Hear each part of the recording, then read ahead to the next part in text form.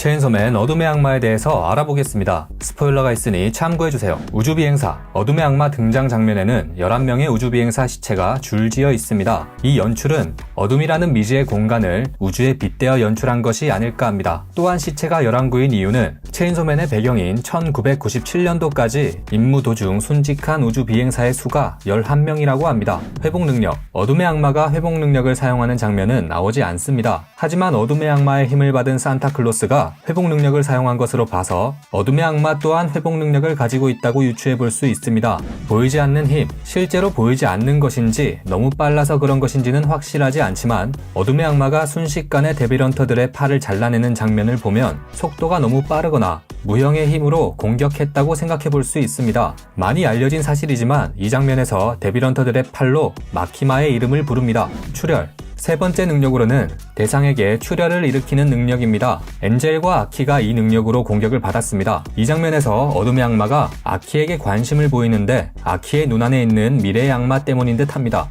미래의 악마는 미래를 보는 능력을 가지고 있고 아키가 이번 전투에서 살아남을 것을 알고 있었습니다. 그리고 마키마가 사용한 능력이 어둠의 악마가 사용한 능력과 굉장히 비슷한데요. 마키마가 야쿠자를 만났을 때 출혈 능력을 사용했었습니다. 고위 악마들이 사용할 수 있는 능력인지 마키마가 어둠의 악마의 능력을 사용하는 것인지는 불분명하지만 어둠의 악마가 마키마를 부르는 것을 봐서 어떤 식이든 관련이 있다고 생각됩니다.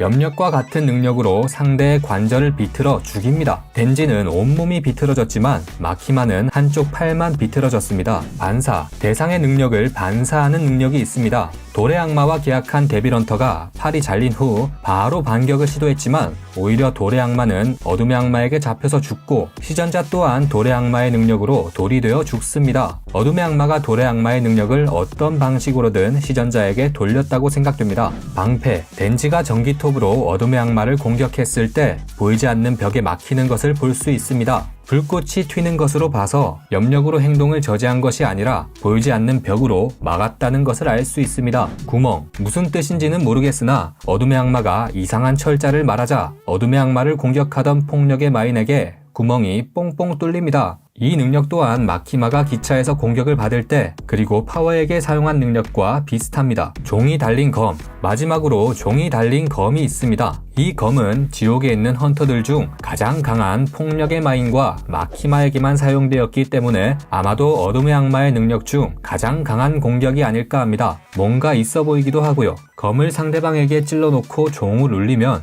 대상은 큰 타격을 받습니다. 폭력의 마인을 죽인 후 마키마를 공격하려고 했지만 마키마가 지옥의 악마와 계약해 가까스로 탈출할 수 있었습니다. 아마도 마키마가 계약을 맺지 못하고 종이 울렸다면 체인소맨은 여기서 끝났을지도 모르겠네요. 초월급 악마답게 능력이 엄청 많습니다. 능력을 정리해놓고 보니 확실히 어둠의 악마는 체인소맨 시즌1에서 가장 강한 악마가 아닐까 합니다. 어둠의 악마 장면은 잘린 팔로 마키마의 스펠링을 그린다든지 장면의 프레임을 대체하기도 하고 많은 독자들이 인상 깊게 본 만큼 처음부터 끝까지 연출에 힘을 잔뜩 준 것을 보니 작가가 굉장히 신경 써서 그린 장면이 아닐까 합니다. 신경을 많이 쓴 만큼 저도 아주 인상 깊게 봤네요. 체인소맨 레제에 대해서 알아보겠습니다. 스포일러가 있으니 참고해주세요. 러시아가 한 실험, 레지가 가져온 결말은 세상에 덴지라는 존재를 노출시킨 것입니다. 덴지가 싸우는 장면이 TV에 방송되면서 세상에 알려졌고 다른 나라에서 덴지의 심장을 가져가기 위해 암살자를 보내게 됩니다. 하지만 덴지의 심장이 왜 필요한지가 의문인데요. 레제를 봤을 때 러시아에서 아이들에게 했던 실험은 악마의 심장을 죽은 사람에게 이식하는 것이 아닐까 합니다. 물론 추측이지만 죽은 아라이가 폭력의 마인이라는 정황이 많기도 하고 각 나라에서는 그런 기술을 보유하고 있지 않을까 하는 생각이 드네요. 아라이가 폭력의 마인이라는 증거는 이전 편에서 다루었으니 궁금하시면 한번 봐주세요. 첫 만남, 둘의 첫 만남은 갑자기 내린 비를 피하기 위해 덴지가 공중전화 부스에 들어갔고 뒤이어 레제가 들어옵니다. 여기에서 레제는 덴지를 보자마자 웃다가 울다가 약간 조울증 증세를 보이는데요. 우는 레제를 달래기 위해서인지 덴지는 먹었던 꽃을 다시 뱉어냅니다. 덴지의 심성을 짐작해 볼 수 있는 장면이기도 한데요. 이때 레제는 덴지에게 어떤 특별한 감정을 느꼈다는 추측이 많습니다. 이후 마지막 장면에서 레제는 왜 처음 만났을 때 죽이지 않았는지 자신도 의문이었기 때문이죠. 아키와 레제, 마키마는 원래 아키를 이용해 레제를 죽이려고 했습니다. 마키마의 목적은 덴지를 절망의 구렁텅이로 빠뜨려 체인소맨을 부활시키는 것입니다. 레제가 덴지에게 같이 도망가자고 제안했을 때 덴지는 일하는 것이 즐거워지고 있다고 말했습니다.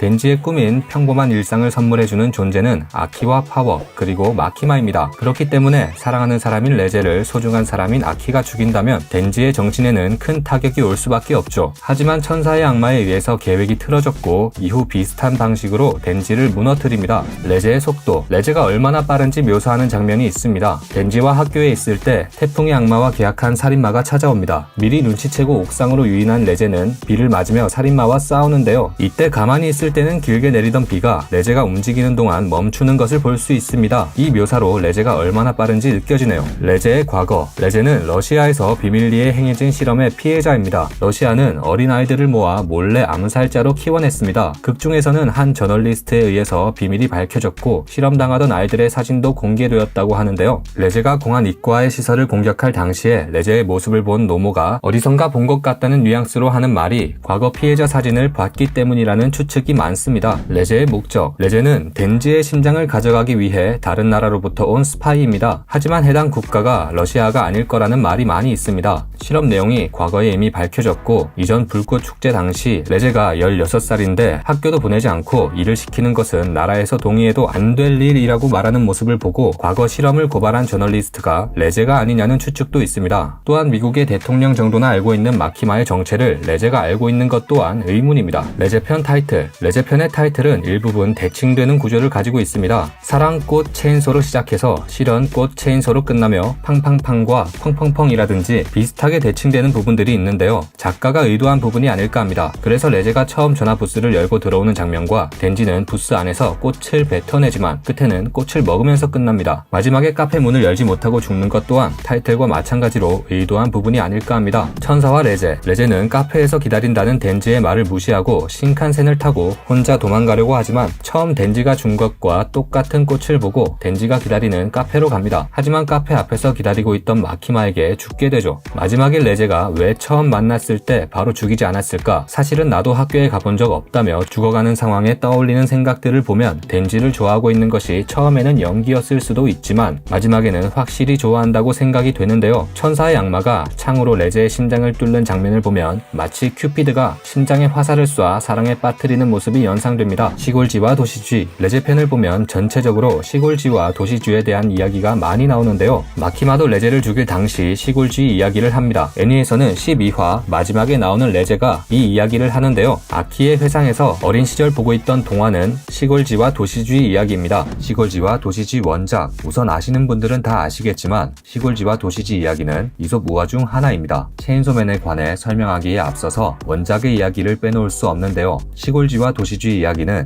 시골에 사는 쥐가 도시에 사는 쥐를 집에 초대해 시골 밭에 나는 농작물을 먹지만 도시쥐는 시골쥐를 이해하지 못하고 도시에서는 더 다양하고 맛있는 음식을 먹을 수 있다며 시골쥐를 도시에 초청해 시골쥐가 한 번도 먹어보지 못한 음식들을 보여줍니다. 하지만 음식을 먹던 도중 사람이 들어와 둘은 미친 듯이 도망가는데요. 재빠르게 쥐구멍으로 숨으며 시골쥐는 도시에서 그간 경험하지 못했던 생명의 위협을 느낍니다. 자신은 맛있는 음식도 좋지만 안전한 게 더 좋다며 안전한 시골로 돌아갑니다. 이솝 우화 원작에서 주는 교훈은 모든 사람의 가치관과 그에 따른 행복이 제각기 다르다는 것을 뜻합니다. 매일 맛있는 음식을 먹는 것이 중요한 도시쥐는 도시에서 행복을 느끼고 그것보다는 안전이 더 중요한 시골쥐는 시골에서 행복을 느끼죠. 사람도 조용하고 느긋한 생활을 원한다면 시골이 더 좋고 바쁘고 정신없지만 다양한 즐거움을 원한다면 도시가 더 좋은 것처럼 말이죠. 그렇다면 체인소맨에서는 왜 이 이야기를 만화에 가져온 걸까요? 체인소맨에서 시골쥐와 도시쥐는 서로 반대되는 두 사람을 상징하는 이야기로 그려지고 있는데요. 우선 도시쥐에 해당하는 캐릭터를 분류해보자면 도시가 더 낫다고 말한 덴지와 아키가 있습니다. 아키는 천사의 악마가 도시쥐라고 말했었죠. 그리고 시골쥐에 해당하는 캐릭터는 시골쥐가 좋다고 말한 천사의 악마와 레제가 있습니다. 이솝 우화의 교훈인 행복은 본인 스스로가 만족할 수 있는 것에 있다는 것을 생각해보면 덴지와 레제 그리고 천사의 악마와 아키 사이에 서로 같이 만족할 수 있는 행복은 없다고 생각해볼 수 있습니다. 하지만 이 4명의 캐릭터는 서로의 행복을 이해할 수 없지만 그것을 넘어 상대를 배려하는 모습을 모습을 보여줍니다. 아키는 천사의 악마와 피부가 닿으면 수명이 줄어드는 것을 알고 있지만 천사의 악마를 구하기 위해 태풍에 휩쓸려 날아가는 악마의 손을 잡고 덴지는 레제에게 배신당하고 죽을 위기까지 처하지만 마지막에는 함께 도망가자며 카페에서 진심으로 레제를 기다리죠. 마키마가 시골쥐를 좋아하는 이유. 마키마는 아무도 안 물어봤지만 레제 앞에서 자신도 시골쥐를 좋아한다고 말했습니다. 응? 님이 역해함? 이라고 생각할 수 있지만 마키마는 동물을 이용해 보고 듣는 것이 가능합니다. 마키마가 시골쥐를 좋아하는 이유는 시골쥐처럼 안전한 것을 좋아하는 게 아니라 개를 이용해 언제든 죽일 수 있기 때문입니다. 시골 친구의 밭에 있는 쥐를 개가 잡게 하는데 그것을 보고 있으면 안심된다고 말하는데요. 그래서 시골쥐가 좋다면서 쥐를 죽이는 것을 마치 어떤 놀이하듯 말합니다. 덴지와 레제, 천사의 악마와 아키는 본인을 쥐에 빗대어 말하지만 마키마는 쥐가 되고 싶다는 뜻으로 좋다고 말한 것이 아닙니다. 마키마가 선택한 것은 쥐가 아니라 개를 이용해 언제든 쥐를 죽일 수 있는 존재입니다. 정리해보자면 마키마에게 쥐는 언제든 죽일 수 있는 것이고 개는 자신을 따르는 존재, 그리고 쥐를 잡는다는 행위는 마치 놀이처럼 해석됩니다. 작중에서 중요한 이유. 이게 작중에서 중요한 이유는 마키마는 개를 이용해 쥐를 죽이는 것에 안심이라는 쾌감을 느끼고 있습니다. 하지만 반대로 그러지 못하면 뭔가 불안하거나 혹은 찝찝하다는 의미도 있는 것 같은데요. 시골쥐가 좋다고 말한 것은 도시쥐는 항상 경계하고 있기 때문에 잡는 것이 어렵지만 시골의 쥐는 위기감이 부족하기 때문에 쉽게 잡을 수 있다는 말처럼 들립니다. 마키마는 시골쥐를 잡을 때처럼 자신이 생각하고 계획한 대로 상황이 통제되기를 원하지만 도시쥐는 예상치 못한 변수를 불러오고 도시쥐에 해당하는 덴지와 아키는 마키마에게 어떠한 변수로 작용한 듯합니다.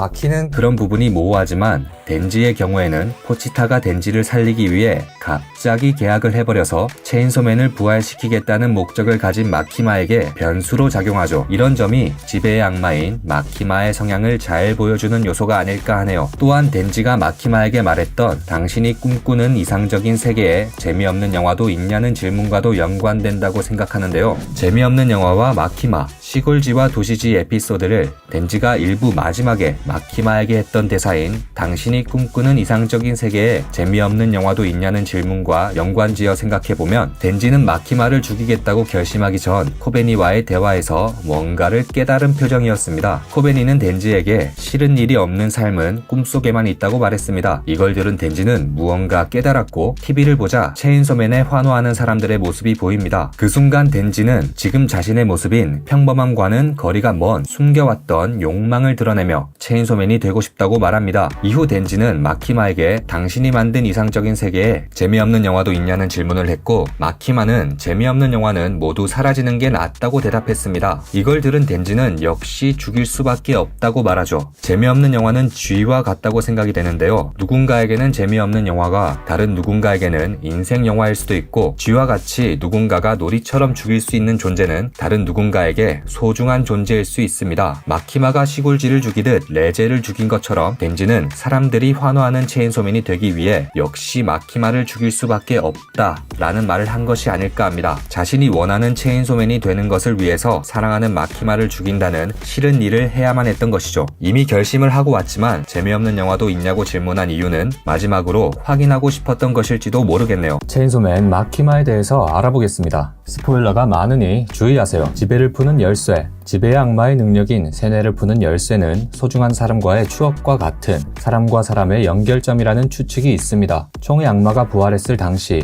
해변에서 아키와 천사의 악마가 마키마의 능력에서 벗어나 원래 기억을 떠올린 계기는 소중한 사람을 기억해내는 것이었습니다. 또한 모든 권력층과 지배자들이 두려워하는 것은 단합입니다. 개개인은 약하기 때문에 혼자서는 아무것도 할 수 없지만 평범한 사람들이 모이면 큰 힘이 됩니다. 현실적인 예로는 기업의 노조나 촛불 시위가 있습니다. 지배의 악마의 약점은 사람과 사람의 연결, 즉 단합이라고 볼 수 있습니다. 일부 마지막 덴지를 집에 데려온 마키마는 홍차, 녹차, 현미차 중 뭐가 좋냐고 물어보는데요. 하지만 마키마가 커피는 말하지 않습니다. 커피는 덴지에게 소중한 사람인 레제를 떠올리게 하기 때문이죠. 마키마가 커피를 안 마셔서 그런 거 아닌지 의문이 들지만 다음날 아침 마키마는 커피를 마십니다. 또한 이전에 아키와 덴지가 커피를 마실 때 덴지가 레제를 떠올리는 장면이 나옵니다. 이후에 마키마 마키마가 체인소맨을 이용해 좋은 세계를 만들겠다고 말한 것을 봐서는 체인소맨을 지배하기 위해서 천천히 빌드업을 쌓았다고 생각해 볼 수 있습니다. 또한 마키마가 덴지에게 자신이 이루어졌으면 하는 것을 묻자 덴지의 반응이 이전 천사의 악마가 지배가 풀린 후 마키마가 다시 천사의 악마를 세뇌할 때 사용된 연출과 굉장히 유사합니다. 이후 덴지의 반응 컷도 의미심장하고요. 덴지와 대친구도 덴지의 멘탈을 탈탈 턴 다음날 아침 마키마는 혼자 아침을 먹습니다. 이 장면은 어딘가 익숙한데요. 덴지가 마키마를 먹는 장면과 대칭되는 구도를 가지고 있습니다. 마키마와 창문,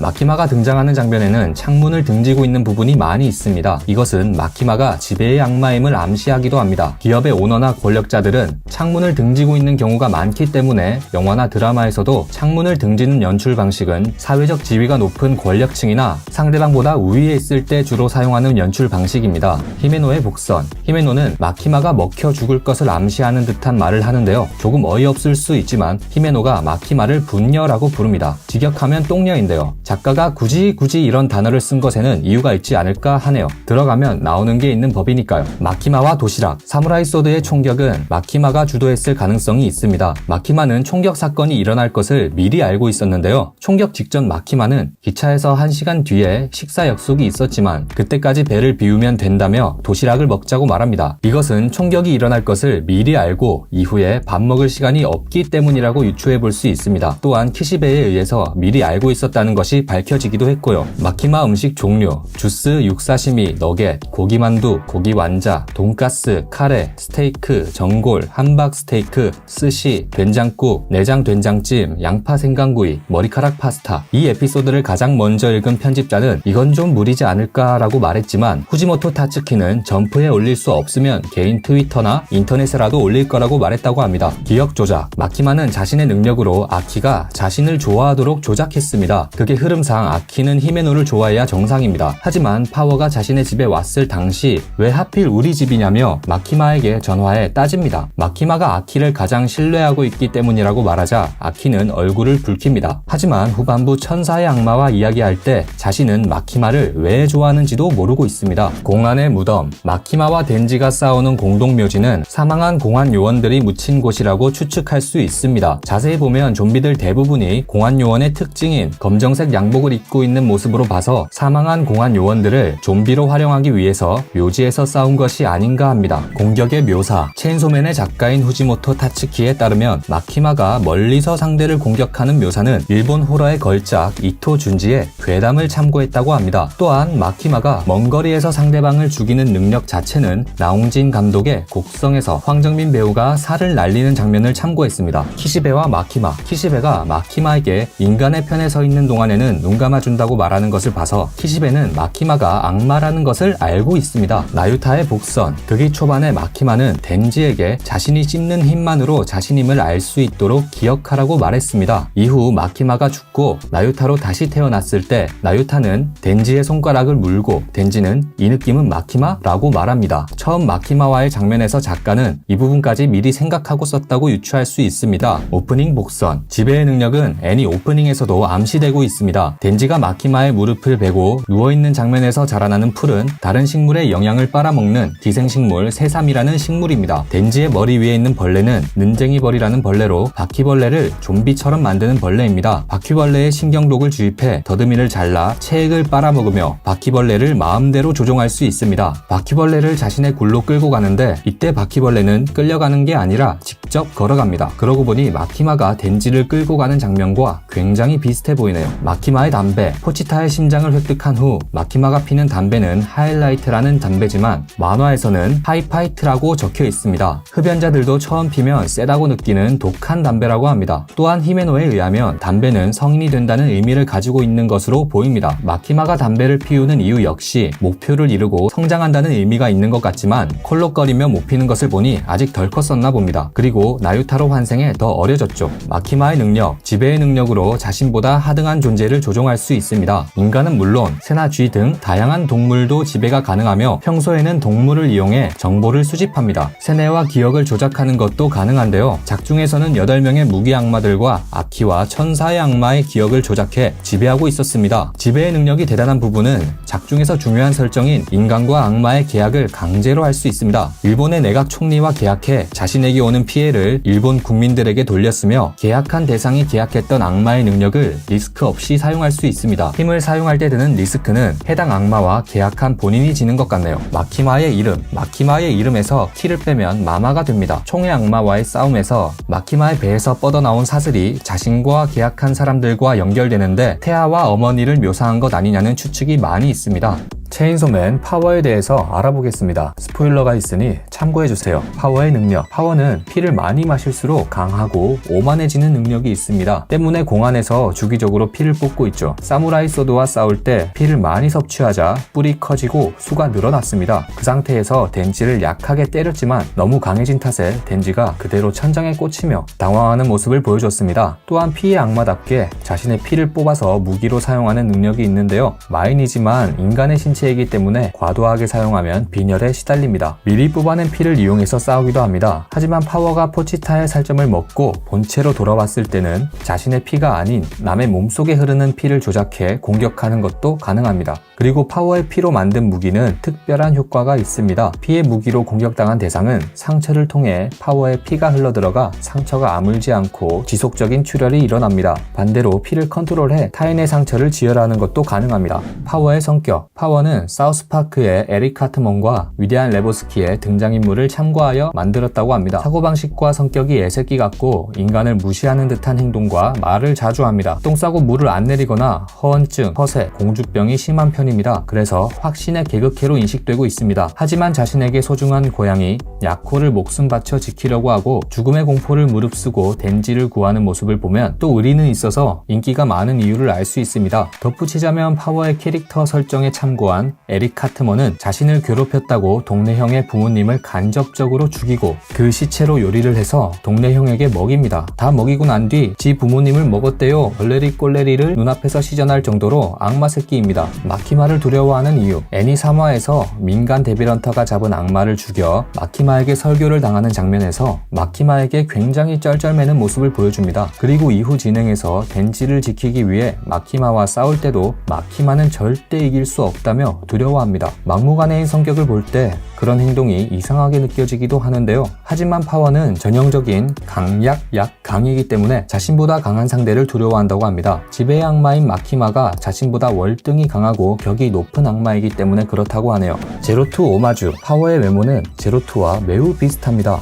비슷하게 생긴 뿔과 애니에서는 금발로 나오지만 표지 일러스트를 보면 주로 분홍색 필터가 쓰이기 때문에 핑크빛 장발 또한 비슷하게 보입니다. 체인소맨이 달링 인 더 프랑키스의 방영 이후에 연재가 시작되었기 때문에 오마주를 많이 하는 작가의 특성상 어느 정도 모티브가 된 것으로 보입니다. 그런 이유인지 파워의 2차 창작물에는 핑크색 머리로 표현된 작품이 많이 있습니다. 애니 4화 엔딩에서는 완전 핑크색 머리로 나오기도 하죠. 체인소맨 덴지의 과거 5가지. 체인소맨 덴지는 다른 주인공과는 다르게 쓰레기 같은 성격이나 예측 불가능한 이상 행동을 보여주고 있습니다. 이것은 덴지의 과거와 관련이 있는데요. 비참한 생활을 보낸 덴지의 어린 시절이 원인이죠. 그렇다면 덴지는 과연 어떤 과거를 보냈을까요? 영상에 스포일러가 있을 수 있으니 주의하시기 바랍니다.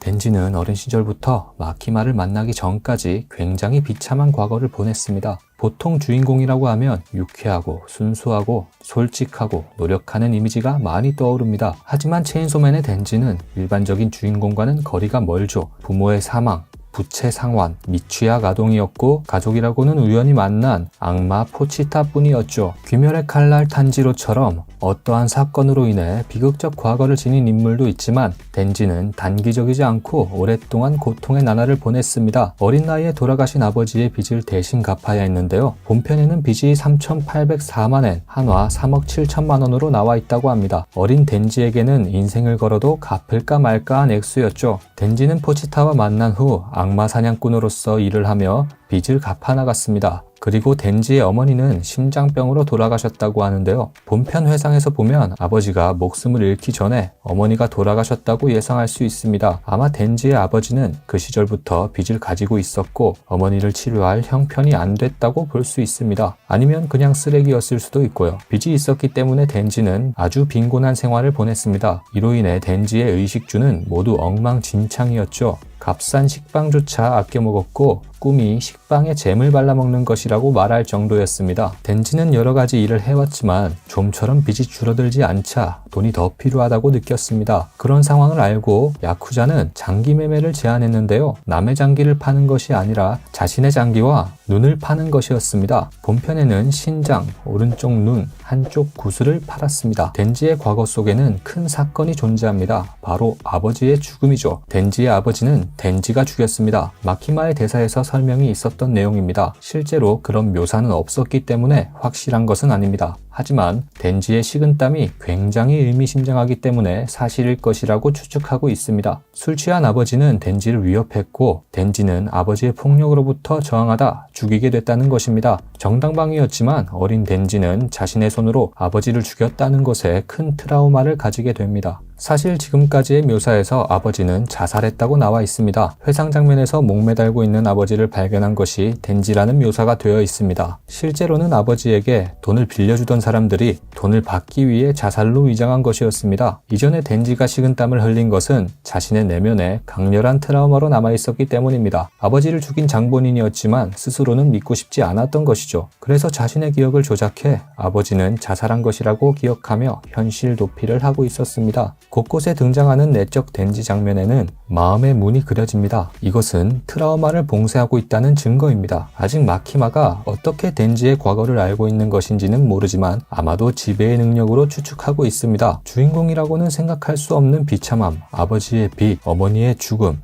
가난, 장기매매, 그리고 사실은 아버지의 죽음이 자살이 아니라 본인이 죽였다는 사실. 지금까지 5가지 덴지의 과거에 대해서 알아봤습니다. 체인소맨의 과거에 대해서 알아보겠습니다. 내용에 스포일러가 있을 수 있으니 참고해주세요. 체인소맨의 능력. 포치타의 정체는 전기톱의 악마라고 불리는 체인소맨입니다. 악마에게는 자신이 두려운 존재가 될수록 강해진다는 특성이 있습니다. 하지만 최강이라고 하기에는 전기톱이 그만큼 두려운가 하는 의문이 있습니다. 작중 체인소맨은 악마라기보다는 지옥의 히어로라고 묘사되고 있습니다. 누구든 도움을 요청하면 달려가서 도와주고 도움을 요청한 사람이 악마라면 악마 또한 나쁜 존재이기 때문에 도움을 요청한 사람도 죽여버립니다. 그리고 체인소맨에게는 한 가지 특이한 점이 존재하는데요. 악마는 지옥에서 죽으면 기억을 잃은 채 현실에서 다시 태어나고 현실에서 죽으면 지옥에서 다시 태어나는 불사의 존재입니다. 그러나 체인소맨에게 먹힌다면 다시 태어나지 못하고 존재 자체가 소멸되는 능력이 있습니다. 그렇기 때문에 체인소맨이 강한 이유는 많은 악마를 먹어서 그런 것도 있지만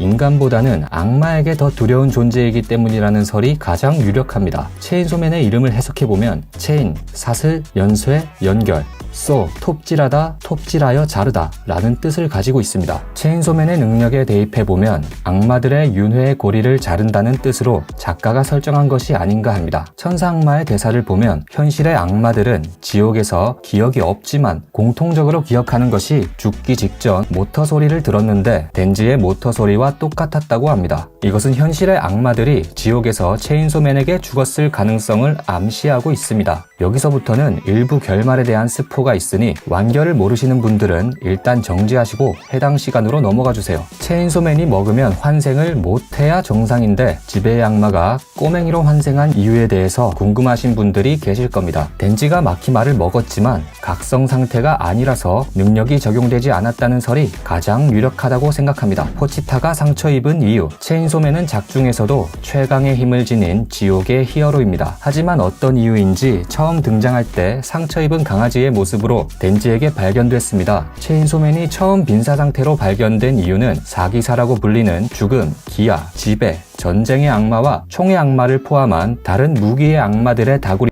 협공을 받고 현실로 도망쳤기 때문입니다. 상처를 자세히 살펴보면 칼보다는 총에 맞은 상처에 가깝기 때문에 총의 악마에게 맞았다고 볼 수 있습니다. 마키마의 대사를 보면 지옥에서 싸우다 체인소맨이 갑자기 사라졌다고 말하는데요. 이것으로 볼 때 체인소맨은 지옥과 현실을 오갈 수 있는 능력이 있다고 추측할 수 있습니다. 애니의 오프닝에서 보면 지옥이 연상되는 검은 구체를 체인소맨이 찍고 나오는 장면을 볼 수 있습니다. 작가는 에반게리온의 오마주라고 하지만 지옥과 현실을 오갈 수 있는 능력이 있다고 가정한다면 작가의 떡밥일 가능성이 있습니다. 체인소맨의 권속. 체인소맨은 사실 악마보다는 천사에 가까운 존재일 수 있습니다. 체인소맨의 권속을 보면 8명의 악마가 있는데 이들은 모두 성 성경에 등장하는 천개의 계급을 가지고 있습니다. 성경에 등장하는 천사의 계급은 제1계급 치천사 세라핌, 제2계급 케루빔, 제3계급 오파림, 제4계급 도미니온즈, 제5계급 바추즈, 제6계급 파워즈, 제7계급 프린시펄리티즈, 제8계급 아크엔젤스,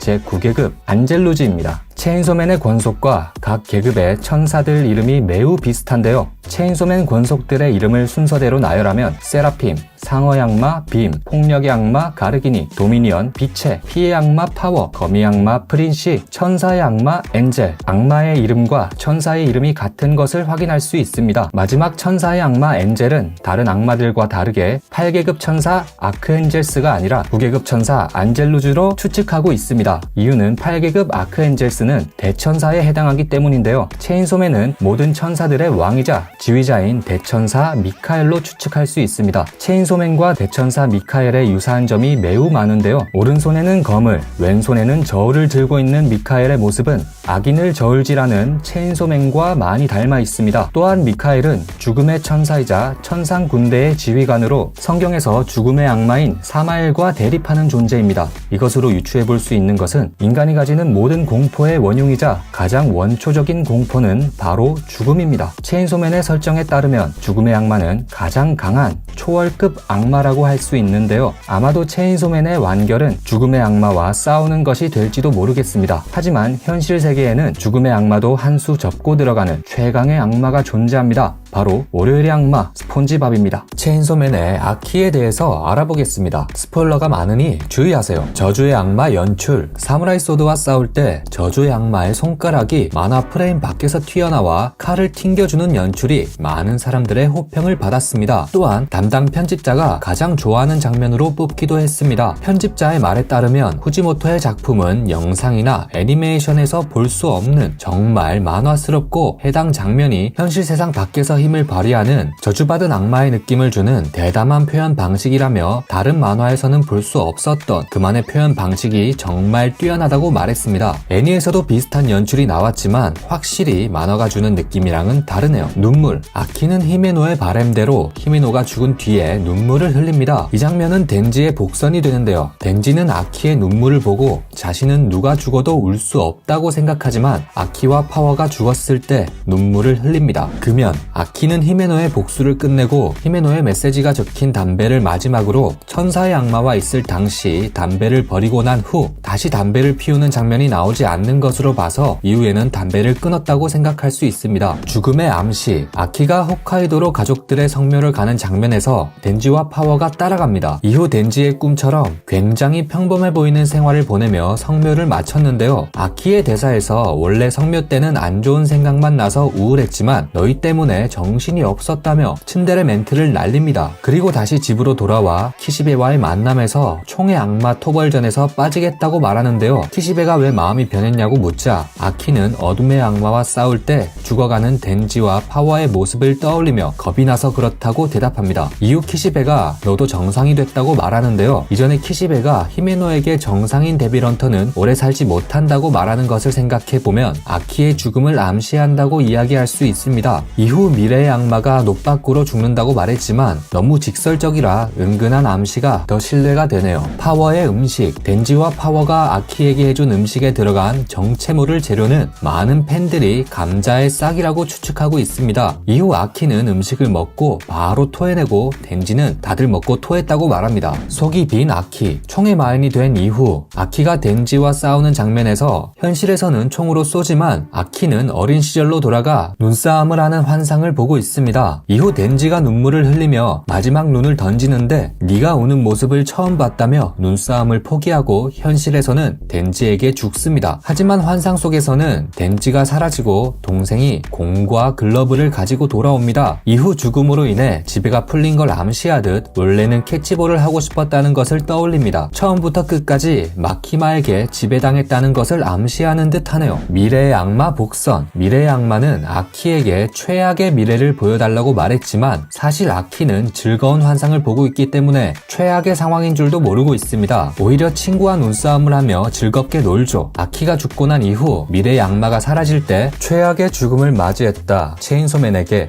라며 사라지는데요. 아키에게 최악의 미래가 아닌 덴지에게 최악의 미래를 보고 싶었던 것 아닌가 하는 의견도 많이 있습니다. 아키 재등장, 체인소맨에서 인간이 다시 살아나는 일은 없었지만 마인이라면 아키도 다시 등장할 가능성이 있습니다. 이런 추측이 나온 이유는 마치 복선인 듯한 의미심장한 장면이 있었는데요. 92화의 장면을 보면 안녕이라고 말하지 않아도 다시 만날 수 있으니까 라는 타이틀과 함께 파워와 아키가 밝은 길을 먼저 지나가고 덴지가 어두운 곳에서 밝은 곳을 향해 걸어가고 있습니다. 파워와의 계약이 있었기 때문에 파워의 재회를 암시할 수도 있지만 아키도 함께 그려져 있어서 팬들 사이에서는 아키도 다시 돌아온다는 복선이 아니냐는 설도 떠오르고 있습니다. 아키의 담배, 작중 아키가 히메노에게 담배를 건네주는 장면을 보면 와일드 레이븐이라고 적혀 있습니다. 마일드 세븐을 살짝 바꾼 것 같은데요. 사무라이 소드 장면에서 마키마가 지배하는 동물 중 까마귀가 등장하는데 아키의 담배를 와일드 레이븐이라고 변형한 이유도 관련이 있을 것 같네요. 아키의 이름은 2021년 점프 페스타 인터뷰에서 작가의 말에 따르면 결국 총의 마인이 될 것을 암시하기 위해 AK 시리즈의 이름을 따와 아키로 지었다고 말했습니다. 또한 마키마에 대한 감정에 근거가 없고 아무것도 없는 비었다는 뜻도 있기 때문에 이중적 의미를 가지고 있다고 합니다. 아키는 마키마를 좋아하는 것처럼 보이지만 사실 자신이 마키마를 왜 좋아하는지도 모른 채 지배당하고 있습니다. 총의 마인, 체인소맨 만화에서 핀의 센터 칼라에는 대부분 그 장의 보스가 그려져 있다고 합니다. 9권에는 아키가 그려져 있습니다. 9권 내용에서 아키는 총의 마인이 됩니다. 또한 4권의 포스터에서도 아키의 배경에 관역이 그려져 있는데요. 이름에서도 나오듯 처음부터 끝까지 아키가 총의 마인이 될 것을 암시하고 있습니다. 이름은 AK에서 따왔지만 왜인지 팔의 총은 M16 같네요. 계약한 악마, 아키는 3가지 악마와 계약했습니다. 1. 여우의 악마, 대표적인 악마로 콘이라고 말하며 특유의 손 모양으로 여우의 머리를 소환해 악마를 집어삼킵니다. 많은 데빌런터들이 여우의 악마와 계약하고 있지만 머리를 소환할 수 있는 것은 잘생긴 남자뿐입니다. 대가로는 피부를 요구하며 굉장히 까다로운 악마입니다. 마인처럼 사람도 악마도 아닌 것을 먹이면 삐져서 다음에 불러도 나오지 않습니다. 2. 저주의 악마, 못 형태의 검 형태의 못으로 대상을 3번 찌르면 저주에 걸려 죽게 됩니다. 하지만 대가로 사용자의 수명을 받아갑니다. 3. 미래의 악마, 최악의 미래를 가진 아키에게 단지 미래를 보여주는 것만으로 계약을 해준 패자 악마입니다. 능력으로는 짧은 미래를 볼 수 있습니다. 2차 창작물, 아키의 2차 창작물로는 작중 천사의 악마와의 애틋한 관계 때문인지 비엘로 자주 엮인다고 합니다. 악마들의 사랑, 본인은 악마를 싫어하지만 이상하게도 악마들은 아키를 좋아합니다. 아키가 꽁지머리를 하는 이유도 대가로 여우의 악마가 피부 이외의 것을 요구했을 때 머리카락을 주면 좋아하기 때문이고, 저주의 악마 또한 톨카의 스승은 매번 찔러야 저주가 발동되지만 아키는 3번만 찌르면 저주가 발동됩니다. 미래의 악마도 해자였고 천사의 악마 또한 수명으로 무기를 만드는 것을 싫어하고 일할 바에는 죽는 게 낫다며 만사를 다 귀찮아하지만 아키에게 수명을 깎아 무기를 만들어주기도 합니다. 덴지와 파워의 장난, 영혼의 악마가 있는 호텔에 들어가는 장면에서 덴지와 파워가 한 장난이 뭔지는 나오지 않지만 그건 장난 수준이 아니라며 아키가 엄청 화를 냈는데요. 작가의 말에 따르면 아침에 아키의 코에 똥을 발랐다고 하네요. 그래서 아키 보고 부처라고 하나 봅니다. 인기투표 1회는 3위였지만 2회 인기투표에서는 1위를 차지했는데요. 처음엔 그렇게 매력적인 캐릭터인가 했지만 마지막 아키의 눈싸움 장면을 보면 이해가 됩니다. 애니에서는 어떻게 연출될지 기대되네요. 체인소맨 천사의 악마에 대해서 알아보겠습니다. 스포일러가 있으니 주의해주세요. 생존, 총의 악마전 이후 천사의 악마는 살아있었습니다. 89화에서 마키마에 의해 지배당한 채로 다시 등장하기 때문인데요. 사람들의 명성을 얻고 약화된 체인소맨에게 마키마가 천사의 악마 능력인 수명을 깎아 만든 무기를 사용할 때 다시 등장했습니다. 이러한 상태의 천사의 악마가 살아있는지는 아직 의문이 있지만 마키마가 능력을 사용하려면 지배한 대상이 살아있어야 가능하다는 의견이 많이 있습니다. 작가의 인터뷰에서 천사의 악마를 죽였다고 말했지만 죽는 장면이 나오지 않았기 때문에 생존 생존 가능성이 제기되고 있습니다. 사망, 마키마와 파워의 전투에서도 마키마는 천사의 악마 능력인 수명 무기를 사용합니다. 이 장면에서는 천사의 악마가 보이지 않지만 마키마가 능력을 사용하기 때문에 천사의 악마는 살아있다고 생각이 됩니다. 하지만 이 직후에 파워의 사우전드 테라 블러드 레인이라는 파워 같은 장명의 광역 공격 이후에 마키마가 다시 수명 무기를 사용하지 않아서 천사의 악마가 죽었다는 설이 있습니다. 참고로 기술에 이름을 붙인 건 파워뿐이라고 합니다. 재등장, 앞서 생존 가능성과 사망 가능성에 대해 이야기했지만 어느 경우든 이후에 등장할 수도 있습니다. 어쨌든 악마는 지옥에서 죽으면 현실에서 부활하기 때문이죠. 다시 등장할 가능성은 낮지만 가능성이 있다고 많이들 말합니다. 이유는 체인소맨의 권속들이 소개됐지만 아직 그들과 뭔가 한 건 없기 때문입니다. 그리고 악마들의 윤회라는 설정 때문에 기억은 없겠지만 길게 보면 무조건 등장할 것이라는 의견도 있습니다. 천사의 힘, 마키마는 천사의 악마가 키십의 다음으로 세다고 말했습니다. 하지만 사실 체인소맨 세계관 내에서도 상당히 강자일 가능성이 높습니다. 평상시 천사의 악마는 사람의 수명을 써서 무기를 만드는 걸 꺼리기 때문에 많이 써봐야 수명 10년치 무기 정도였지만 마키마에 의해 수명 1000년치를 사용하자 그렇게 강하다는 체인소맨도 한방이었던 것을 생각하면 능력의 포텐셜 자체는 뛰어나다는 것을 알 수 있습니다. 인터뷰, 체인소맨의 작가인 후지모토 타츠키는 편집자에게 나중에 천사의 악마와 코베니 중에 누가 살았으면 좋겠냐고 물었다고 합니다. 편집자는 천사의 악마가 살았으면 좋겠다고 말했고 독자가 천사의 악마가 살았으면 좋겠다고 생각한다면 천사의 악마를 죽인다고 결론을 내리고 코베니를 살렸다고 합니다. 작중 지금 코베니와 천사의 악마가 차지한 비중을 보면 선택에 따라서 내용이 크게 바뀔 것 같은데요. 2부의 공안 요원이 거의 등장하지 않기 때문에 코베니와 천사의 악마 둘 다 등장시킬 가능성이 없었던 건지 아니면 둘 다 언제든 살릴 수 있기 때문인지 궁금하네요. 작가의 생각은 미치지 않으면 알 수가 없습니다. 천사와 악마, 천사의 악마라는 말 자체가 모순이라는 말이 많이 있습니다. 체인소맨에서 악마는 공포심을 가지고 있어야 하는데 천사는 무섭지 않기 때문입니다. 하지만 천사라고 모두 좋은 천사는 아닙니다. 기독교 신문에 따르면 성경에서 자신들이 전한 복음 이외에 다른 복음을 전하면 저주도 내린다고 합니다. 또한 천사들의 묘사를 보면 좀 무섭게 생기긴 했습니다. 타락천사 루시퍼도 있긴 하지만 클리셰를 깨고 천사를 악마로 만든 작가도 대단하네요. 아키와의 관계, 아키와 천사의 관계는 처음엔 순탄하지 않았습니다. 아키는 악마를 싫어하고 성실한 스타일인데 반해 천사의 악마는 인간을 고통스럽게 죽여야 한다고 생각하고 일하기도 귀찮아하는 스타일입니다. 아키는 천사의 악마에게 연기로도 너랑은 친해질 수 없다 라고 말하죠. 하지만 태풍의 악마 때문에 날아가던 천사를 아키가 자신의 수명을 깎으며 붙잡아 지켜주고 둘은 친해집니다. 성격, 인간에게 적의를 가지고 있는 것 같지만 과거 때문인지 은근 호의적인 편입니다. 자신의 능력을 싫어하기 때문인지 죽어가는 인간을 보며 고통스럽게 죽어야 한다며 차갑게 말하기도 합니다. 매사를 귀찮아하지만 과거에는 이런 성격이 아니었던 듯 합니다. 과거, 기억을 되찾은 천사의 악마는 한 어촌 마을에서 태어났습니다. 악마이지만 친절하게 대해주는 마을 사람들과 친해져 사람을 소중하게 생각했고 마을 소녀를 좋아합니다. 그러던 중 마키마가 나타났고 마키마의 능력에 당해 자신의 힘으로 마을 사람들의 수명을 모두 흡수했습니다. 이전에 마키마가 아키에게 했던 말은 진실을 왜곡한 거짓말이었죠. 능력, 생긴 건 약해 보이지만 키십의 다음으로 강하다고 합니다. 인간이 맨살에 닿으면 수명을 빼앗깁니다. 그렇게 얻은 수명을 저장해 놓았다가 무기로 바꿀 수 있습니다. 아키가 사용하는 칼도 천사가 만든 무기고 천사가 만든 무기는 만질 수 없는 유령을 베는 등 특수한 능력을 가지고 있습니다. 능력 자체가 트라우마인 천사의 악마는 자신의 힘으로 죽어서 무기가 된 인간이 꿈에 나온다고 밝혔습니다. 천사의 악마라는 설정 자체가 특이하고 매력 있는 설정이 아닌가 합니다. 그리고 뭔가 여자처럼 그렸지만 남자라는 설정도 천사와 악마처럼 대비되는 것 같아 좋은 설정이 아닌가 합니다. 체인소맨 폭력의 마인에 대해서 알아보겠습니다. 스포일러가 있으니 주의해주세요. 폭력의 마인 정체, 아라이가 폭력의 마인이라는 것은 아직 밝혀지지 않았습니다. 하지만 아라이가 폭력의 마인이라는 것을 암시하는 장면이 꽤 있습니다. 마인이란 인간의 시체에 악마가 깃든 것을 말합니다. 아라이는 사무라이 소드 일당의 습격 당시 코베니를 대신해서 총에 맞고 죽게 됩니다. 이후 애니 11화 엔딩에서 공안사과 멤버들이 모두 등장하는데요. 11화에 같이 등장한 다른 마인들과는 다르게 뜬금없이 폭력의 마인만 11화 엔딩에 등장합니다. 오프닝 극장신에서 보면 등장한 마인들이 모두 앉아있지만 엔딩과는 반대로 폭력의 마인만 없는 것을 볼 수 있습니다. 대신에 아라이는 등장하는 것으로 봐서 복선이라고 추측할 수 있습니다. 또한 극중 아라이는 코베니와 버디였는데요. 아라이가 죽고 난 이후 코베니는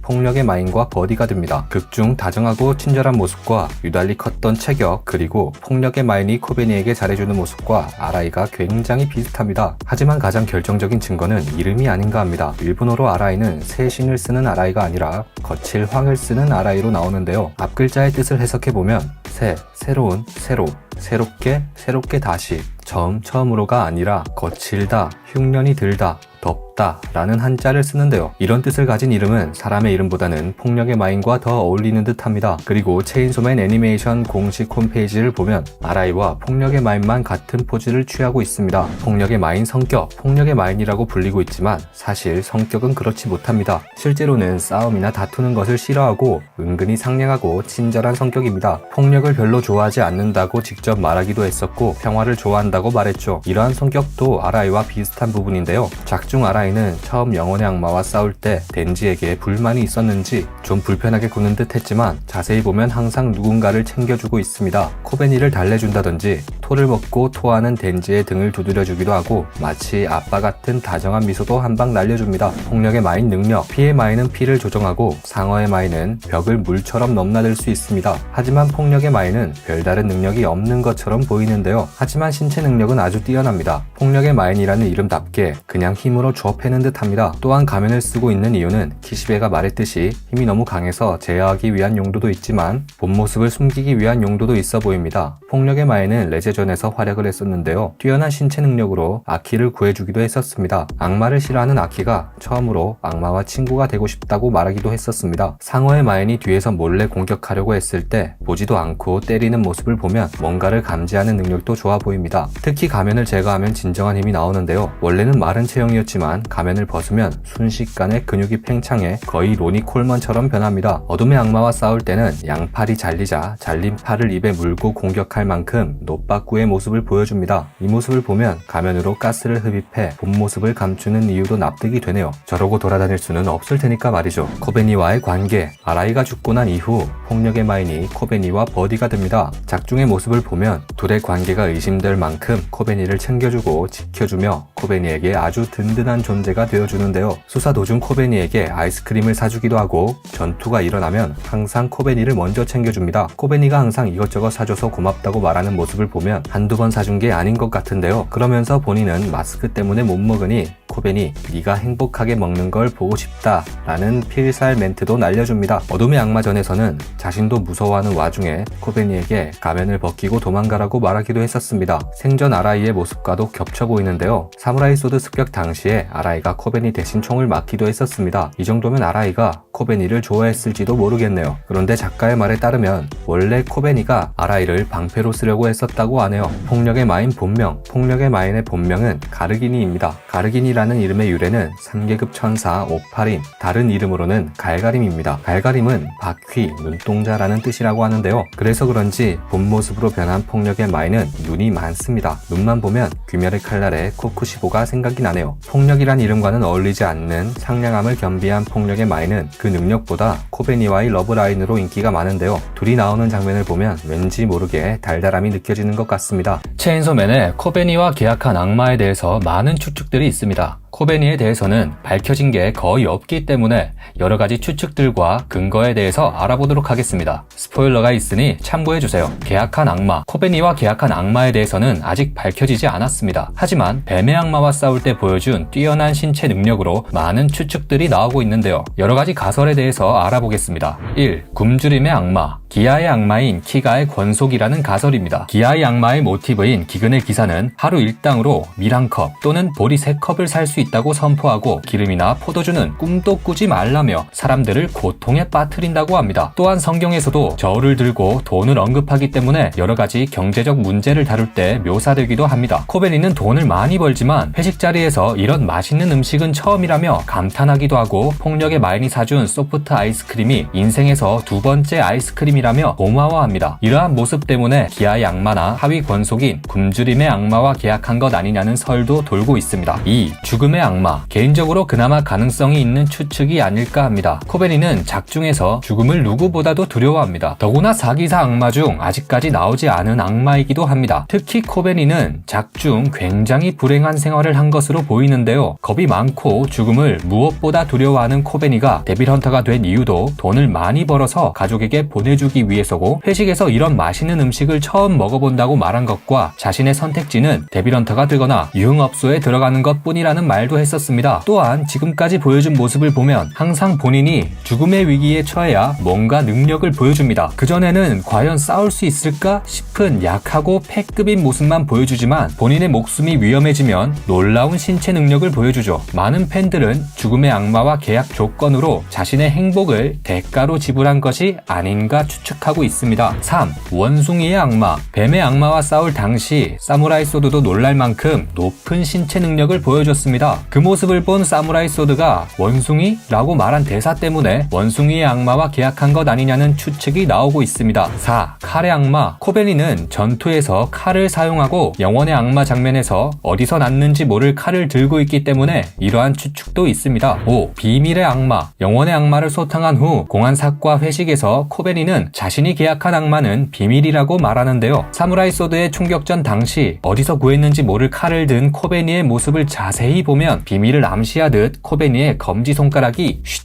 하는 듯한 모양을 취하는 것을 알 수 있습니다. 원숭이의 손. 이전에 사무라이 소드가 원숭이라고 말한 것도 윌리엄 위마크 제이콥스의 소설 원숭이의 손에 대한 오마주라는 가설이 있습니다. 코베니가 죽음의 악마와 계약해 자신이 죽지 않는 조건으로 주변 사람들의 희생이 대가로 주어진다고 생각해보면 소설과 어느 정도 연관성이 있습니다. 소설에서 원숭이의 손은 3가지 소원을 들어주는데 주인공은 집값을 내기 위해 200파운드를 받고 싶다는 소원을 빕니다. 다음날 그의 아들은 공장에서 일하다 기계에 빨려 들어가 죽습니다. 그리고 관계자가 찾아와 아들의 사망 보험금으로 200파운드가 나올 것이라고 말하죠. 총격 습격 당시 코베니를 대신해서 아라이가 죽었고 항상 죽음을 두려워하고 겁쟁이인 코베니가 오히려 사무라이 소드 일당에게 찾아가 복수하는 장면도 이러한 관점에서 보면 어느 정도 이해가 됩니다. 그리고 덴지를 구한 후 나를 감싸고 나 때문에 라고 말하며 실성한 듯 웃습니다. 회식 자리에서 자신이 계약한 악마가 비밀이라고 말한 이유도 자신이 살아남는 대신에 주변에 누군가가 죽는다면 말하기 힘들지 않을까 하는 생각이 드네요. 후지모토 타츠키에 따르면 원래는 코베니가 아라이를 방패로 삼으려고 했다고 합니다. 이런 설정도 악마와의 계약에 의해서 본인의 의지와는 상관없이 타인을 희생시키게 된다고 생각해 볼 수 있습니다. 총격전 이후 코베니가 더 이상 이 일을 하면 미쳐버릴 것 같다고 말하는 모습을 봐서 꽤 가능성이 있는 추측이 아닐까 하네요. 코베니에 대해서는 워낙 밝혀진 게 없기 때문에 나중에 다시 다뤄봐도 좋겠네요. 체인소맨 빔에 대해서 알아보도록 하겠습니다. 스포일러가 있으니 주의해주세요. 마키마와의 약속.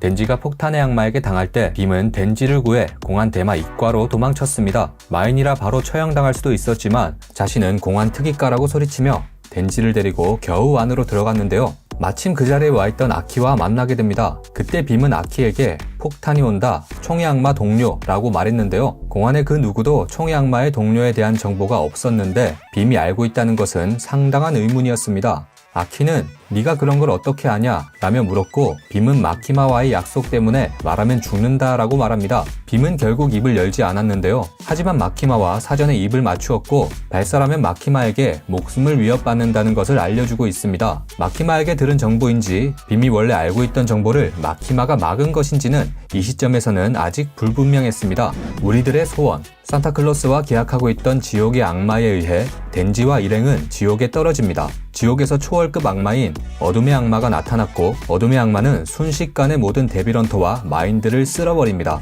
그때 빔이 부디 살아나서 우리의 소원을 이라며 쓰러진 덴지를 지키고 가슴에 트리거를 당겨 덴지를 살려냅니다. 그리고 빔은 소원이 뭔지도 밝히지 않고 어둠의 악마에 의해 죽어버렸는데요. 빔의 죽음과 함께 빔이 말한 우리의 소원이 뭔지 그리고 마키마와의 약속은 또 뭔지 모든 의문만 남겨둔 채 사라졌습니다. 하지만 이후 마키마에 의해서 실마리가 풀렸는데요. 마키마는 덴지를 절망에 빠뜨린 후 체인소맨의 권속들을 소개할 때 다들 오늘 부활의 날을 기다리며 라고 말했습니다. 이후 키시베의 공격으로 뒷말은 알 수 없었지만 이 대사로 인해 체인소맨의 권속이었던 마인들 모두 체인소맨의 부활을 바라고 있었다고 유추해 볼 수 있습니다. 앞서 빔이 말한 소원 또한 같다고 생각됩니다. 하지만 마키마가 나와는 신앙이 다르다 라고 말하는 모습을 봐서 마인들의 소망과 마키마의 진짜 목적은 다르다고 생각해 볼 수 있습니다. 빔이 협력한 것은 체인소맨을 부활시키는 목적을 달성하기 위한 수단일 뿐 서로가 서로를 이용하고 있었던 것이기 때문에 마키마와 빔은 계약을 맺었고 그로 인해 빔은 아키에게 마키마와 약속했고 말하면 죽는다 라고 이야기했다는 추측이 있습니다. 마키마는 루시퍼. 이전 영상에서 체인소맨의 권속들은 천사의 계급에서 따왔다고 소개했었습니다. 하지만 8계급 천사는 없었고 8계급에 해당하는 대천사 미카엘이 체인소맨 아니냐는 이야기를 했었는데요. 그것과는 또 다른 추측이 있습니다. 마키마가 덴지를 끌고 가는 장면에서 벽에 걸린 그림은 타락천사 루시퍼입니다. 루시퍼가 체인소맨이라는 의견도 있지만 루시퍼가 마키마라는 의견도 있습니다. 루시퍼는 8계급 대천사에 해당하는 천사였지만 하나님을 배신하고 추방된 천사입니다. 모든 천사들은 하나님을 모시고 있다는 것과 천사의 계급에서 이름을 따온 체인소맨의 권속, 그리고 하나님을 체인소맨에 빗대어 봤을 때 마인들이 체인소맨을 따르는 이유가 설명됩니다. 또한 비어있는 8계급 대천사가 타락천사 루시퍼이고 루시퍼를 마키마라고 가정해본다면 지옥에서 마키마가 체인소맨을 배신했기 때문에 8계급의 자리가 비어있다고 생각해볼 수 있습니다. 마키마의 대사를 보면 덴지에게 다른 권속들을 소개하며 다른 권속들은 저와 신앙의 차이가 있지만 당신을 지키기 위해 목숨 걸고 싸웠습니다 라고 말하는데요. 갑자기 존댓말을 쓰는 것 또한 이상한 점입니다. 생각해보니 마키마가 환생한 이후 포치타가 덴지의 꿈에 나타나 지배의 악마의 꿈을 이루어주라고 말하는 모습 또한 자애로운 하나님 같다는 생각이 들기도 하네요. 아무튼 이러한 점들을 종합해봤을 때 이미 마키마와 한 약속과 죽기 전에 말한 소망은 체인소맨의 부활이 아닌가 합니다. 체인소맨 나유타에 대해서 알아보겠습니다. 스포일러가 많으니 주의해주세요. 화분의 의미. 체인소맨 2부에서 데이트를 하기 위해 요루가 덴지의 집에 방문합니다. 덴지의 집에는 방귀 뀐 횟수라든지 어린아이의 가방이 보여 일반 가정의 분위기가 연출됐습니다. 그중 키우는 알로에로 보이는 식물이 눈에 띄는데요. 덴지의 알로에는 잘 성장해 나가고 있지만 나유타의 알로에는 자라지 못하고 있습니다. 2부에서 덴지는 아키가 보면 눈물을 흘릴 만큼 성장한 모습을 보여주는데요. 알로에가 나유타와 덴지의 성장을 의미한다는 추측이 많이 있습니다. 또한 알로에 꽃은 극한에 다다를 만한 어떠한 어려움일지라도 이겨내고 반드시 성취를 이루어낸다는 불굴의 의지를 상징하며 양극단을 극복하는 불굴의 의지라는 뜻이라고 합니다. 일부 공안편에서 덴지가 겪은 고통과 2부에서는 그것을 이겨내며 성장해 나가는 덴지를 생각해 볼 수 있겠네요. 나유타의 사슬. 2부에서 나유타가 처음 등장할 때 개들의 목줄을 배에 차고 있는 모습을 볼 수 있습니다. 익숙한 모습인데요. 1부에서 마키마가 공안 요원들을 지배하고 있는 모습을 작가 스스로 오마주한 것이 아닐까 합니다. 와중에 오른쪽 강아지 눈이 초롱초롱하니 귀엽네요. 나유타는 마키마가 아니다. 악마는 죽어도 다시 태어날 수 있지만 환생을 하면 기억을 잃어버립니다. 나유타도 지배의 악마란 존재로 다시 태어났지만 마키마의 기억은 남아있지 않아서 별개의 존재로 봐야 한다는 의견이 많이 있습니다. 하지만 천사의 악마가 지옥에서 죽기 전에 전기톱 소리를 들었다고 말했듯이 반드시 모든 기억을 잃어버리는 것은 아닙니다. 마키마와의 공통점. 앞에서 말했듯 모든 기억을 잃어버린 건지는 아직 알 수 없지만 나유타가 마키마였을 때의 향수를 느끼게 하는 것들이 있습니다. 눈동자. 나유타와 마키마의 외관상 공통점이라고 한다면 지배의 악마의 상징인 눈이 가장 비슷하다고 할 수 있습니다. 개. 나유타도 마키마와 마찬가지로 개를 좋아합니다. 덴지에게도 호감이 있는지 처음 덴지를 만났을 때 멍멍이라고 부릅니다. 그리고 나유타도 덴지가 키우는 마키마의 개들을 좋아합니다. 씹는 힘. 가장 큰 의미의 공통점입니다. 마키마가 덴지에게 씹는 힘만으로 자신을 알 수 있도록 기억해달라고 말했듯이 나유타의 씹는 힘은 마키마와 똑같았습니다. 덴지는 나유타가 누구인지 키시베가 알려주기 전에 씹는 힘만으로 알아차립니다. 소원. 마키마의 다른 사람과 대등한 관계를 만드는 것이라는 소원은 나유타에게 그대로 전해지고 있습니다. 나유타의 오마주. 나유타의 오마주는 작가인 후지모토 타츠키의 이전 작품 예언의 나유타에 등장하는 세계를 멸망시킨다고 예언된 소녀 나유타입니다. 뿔은 사라졌지만 눈동자나 눈 옆에 점이 비슷한 것을 볼 수 있고 세계를 위협할 만한 힘을 가지고 있다는 것도 비슷하네요. 아마도 작가가 본인의 작품을 오마주한 이유는 자신의 작품을 꾸준히 지켜봐준 팬들을 위한 연출이 아닐까 합니다. 성장한 나유타. 일부와 비교하면 머리카락이 길어지고 따은 머리를 해 마키마와 비슷한 분위기를 풍깁니다. 덴지가 어떻게든 돈을 모아 대학에 보낸다고 말한 것을 보면 머리가 좋은 것 같지만 방귀 낀 횟수를 기록하는 걸 보면 덴지의 영향인지 아이 같은 모습도 있는 것 같습니다. 또한 요루와 덴지가 키스하는 장면을 본 나유타가 요루에게 도둑이라고 말하는 장면을 보고 나유타가 덴지를 어떠한 소유물로 생각하고 있는 것 아니냐는 추측이 있습니다. 요루를 보자마자 뚝배기를 깨버린 나유타의 모습이 얀데레로 성장했다며 재밌어하는 팬들이 많은데요. 얀데레는 특정한 상대를 극히 사랑하고 그 사랑으로 생긴 질투 또는 집착으로 인해 극단적인 행위를 보이는 캐릭터를 뜻합니다. 일본에서 이런 캐릭터가 인기가 많은가 보네요. 그리고 냉장고를 열지 말라는 규칙 때문에 그 안에 뭐가 들었는지 많은 추측들이 있지만 아직 그럴듯한 추측은 없습니다. 그나마 덴지가 회복하기 위한 피나 악마의 시체 정도가 가능성이 있을 것 같네요. 체인소맨의 복선에 대해서 알아보겠습니다. 만화로 보신 분들은 아시겠지만 체인소맨은 막장스럽지만 다 보고 나면 스토리가 생각보다 탄탄한 만화입니다. 특히 애니 13화부터 시작될 레제 스토리는 정말 미쳤습니다. 결말을 정해놓고 그려서 그런지 중간중간 사소한 부분에도 복선이 많이 있습니다. 스포일러가 많으니 시청에 주의해주세요. 1화의 표지, 체인소맨의 1화가 담겨있는 주간소년 점프의 표지를 자세히 보면 덴지가 들고 있는 톱날에 마키마의 얼굴이 비치고 있는 것을 볼 수 있습니다. 또한 일부 마지막에 덴지가 마키마를 죽이는 장면에서 표지의 장면이 그대로 사용된 것을 볼 수 있습니다. 그리고 포치타가 심장이 아니라 강아지 형태로 나와 있는데요. 전기톱 또한 포치타가 변신한 형태가 아닌 것을 봤을 때 덴지의 전략을 암시했다고 볼 수 있겠네요. 숨어있는 덴지, 마키마의 뒤로 나열된 사람들의 모습을 보면 덴지로 보이는 모습이 보입니다. 이것은 앞에 있는 체인소맨이 덴지가 아니라 포치타고 진짜 덴지는 어딘가 숨어있다는 것을 암시합니다. 덴지의 기억, 마키마가 덴지에게 빔을 처음 소개시켜줬을 때 마키마는 빔이 평소에는 대화도 못할 정도로 광포하다고 말했는데요.